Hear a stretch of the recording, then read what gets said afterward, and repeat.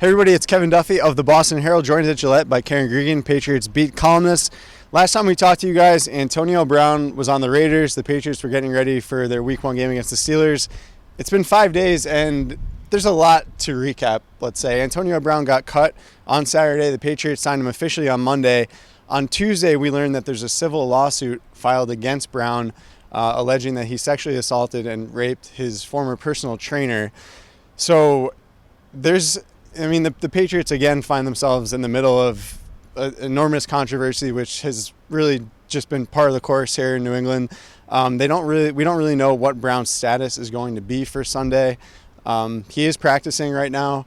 There's been no word from the NFL that a suspension is imminent, and there's no criminal investigation going on right now. Having watched the Patriots perform on Monday night with the receiving personnel that they have, you have to shake your head and wonder, do they even need Antonio Brown? I mean, they lit it up on the scoreboard against a pretty good Steelers defense. But, Saturday when he became available, obviously the Patriots must have thought two things. They were still lacking in some area, and they were willing to put up with the circus show that he can be at times, the me-first attitude that he brings. I don't know. The big question is, did they know about this accusation?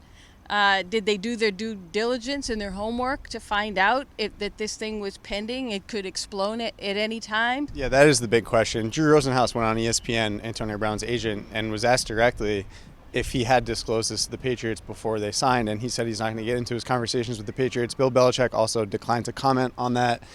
So, I don't know. If the Patriots truly didn't know, I would think that maybe Belichick would just say, we were not aware of that. But maybe that's naive of me to think that Belichick would be forthcoming, even if it would put the team in a positive light. So, the question going forward is, do they move on with Brown and let this hang for the rest of the season? Or is there any chance that they are just going to cut bait? I think the Patriots are kind of going to wait out and see what happens with the NFL because they're looking into the case and they're going to determine. He could wind up on the commissioner's exempt list and kind of sit there, and that means he won't be able to play games. He'll be able to receive a paycheck. It might take a long time before this case actually gets sorted out. He could land there. The league could suspend him.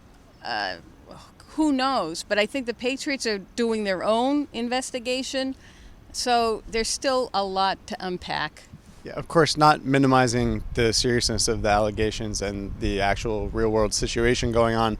We should also address just what it does on the field if Brown does, in fact, play 15 games for them. They already had a great offense. We saw that in Week 1 against Pittsburgh. Josh Gordon looked awesome. Dorsett played the best game of his life. Julian Edelman looked like himself.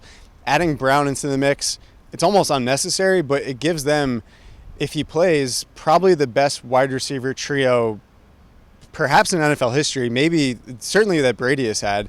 But again, you have to see it in action. You have to see if Antonio Brown is buying in. There have been some reports that he freelances, and that's obviously not something Tom Brady likes to see.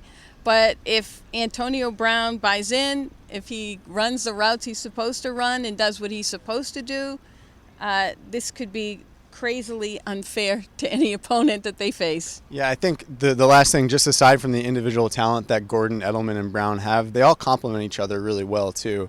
Gordon is by far the biggest of the group. He's basically built like a defensive end, and you saw that in his 20-yard touchdown in Week 1. And Brady can throw it to him on like comebacks and slants. Brown does everything, but he's really the deep threat of the group. He's an explosive playmaker down the field.